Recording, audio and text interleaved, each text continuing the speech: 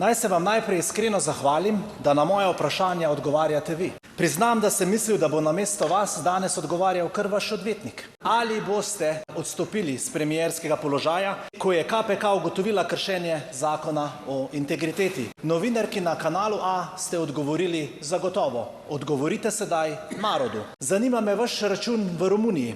Že nekaj let nismo dobili odgovora o vašem skritem računu v Romuniji. Vaš izgovor je bil neverjeten. Za odprtje računa naj bi vam ukradli identiteto.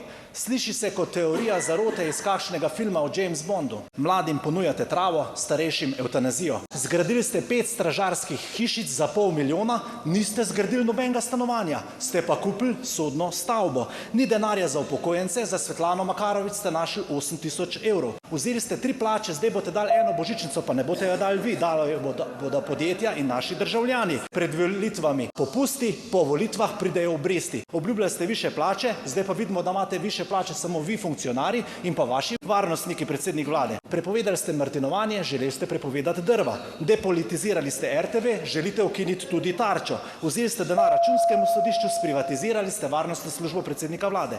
Na Darsu veselo podpisujete pogodbe, anekse, stavbo Darsa gradi brat šef volilnega štaba Svobode. Čakalne vrste so se podaljšale v zdravstvu in na cesti. Vrhunsko menedžeriranje